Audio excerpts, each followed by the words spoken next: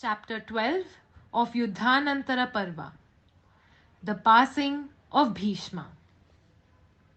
When the holy day came, the day which was to grant Bhishma freedom from this human bondage, all the Pandavas, led by Dhritarashtra and Krishna, went to the field carrying auspicious things with them. Flowers and incense and gems and fruits and costly silks. Dhritarashtra, Gandhari, Kunti, the five brothers with Draupadi, Krishna with Satyaki, Vidura with Yutsu, went to the field where Bhishma was waiting for his release. They walked to his presence. Bhishma was surrounded by all the rishis. Vyasa, Parasara, Narada, and all the rishis from the heavens were by the side of Bhishma. Yudhishthira saluted his grandfather and said, "My lord, I am Yudhishthira, the Pandava. I am here with my brothers and all those who are near and dear to you. The entire city of Hastinapura has come to pay its respect to your honored self. Your son Dhritarashtra is here. My lord, Krishna is here. Be pleased to open your eyes and look on all of us." Bhishma opened his tired eyes and looked at the ocean of people who had assembled to pay their respect to him. He said, "I am happy to see you with all these people, my child. At last, at long last, the sun has turned his chariot towards the north. It seems to me as though 100 years have passed by since I lay me down on this bed of arrows. The month of Magha has come. It is time for me to leave this earth." Bhishma turned to Dhritarashtra and said, "My son, you know all the duties of a king. There is nothing that you do not know. Wise as you are, you should not grieve for the death of your sons. It was fate. Yudhishthira and his brothers are your sons. They are devoted to you. Be happy with them." Bhishma turned his eyes on Krishna. He called for flowers and worshipped Krishna with them. He said, "You are the Lord of the universe. You are the Purusha and you are the creator of the world. You are the supreme eternal soul. Reveal to me your Vishwarupa and grant me the permission to depart from this world. Grant me leave to cast off this human body. Permitted by you, I will reach the highest end." Bhishma saw the infinite splendor of the Lord's Vishwarupa. Krishna said, "Devarata, I do grant you leave to reach your home. You can go back to the Vasus. You will never be born again in this world of mortal men. You are like Markandeya. Death is waiting at your doorsteps, waiting like a servant for your summons. You can summon death." Bhishma's face lit up by an unearthly smile. He closed his eyes and lay still for a few moments.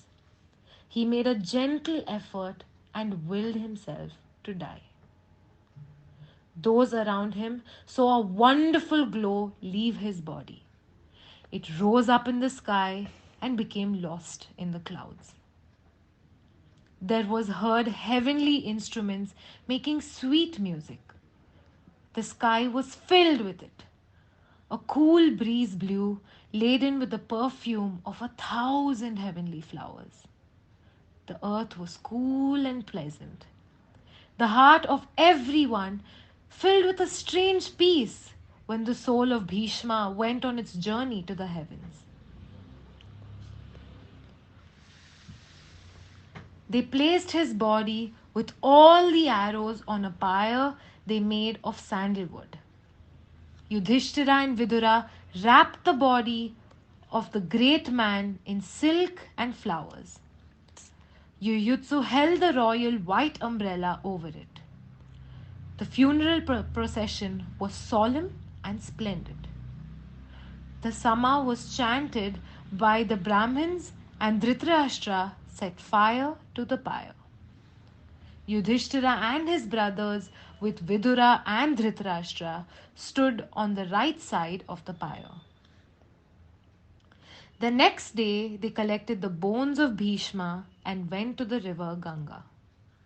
They offered the oblations to Ganga, who bore Bhishma. The river stopped flowing.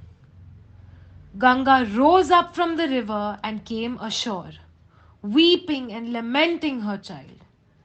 She looked at all the many who had assembled there and said, "My child is dead. He was a devoted son and he was loved by all. He was invincible. Even the great Bhagwan Bhargava had to admit defeat at the hands of my child. And such a hero has been killed by Shikhandani. Surely my heart is made of stone, or else it should have been broken long ago. The man who was without an equal in this entire world has been killed. I have lost my child. I had hopes of his ruling this world, and I see him dead.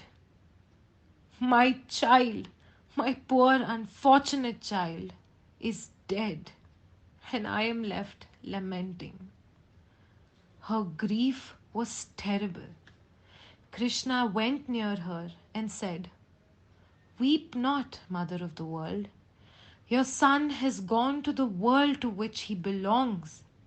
You know that he was one of the Vasus and had to spend these years on the world because of a curse. He is not made like other men. He is not meant to govern the kingdom like ordinary kings. Do not grieve for him. Do not let your human affections cloud your wisdom. Your son was a god, and he is again one with the gods. There is nothing here for you to grieve. Rejoice that he has at last been released from the curse to live on the world of mortal men." Ganga disappeared from their sight, and the river resumed its flow. It flowed placidly on as it had been flowing since the beginning of time. With sorrow and gladness blended in a strange manner, they all returned to the city of Hastinapura. Krishnarpanamastu. Sri Bhishmantaragata Gopala Krishna Priyatam Sri Krishnarpanamastu.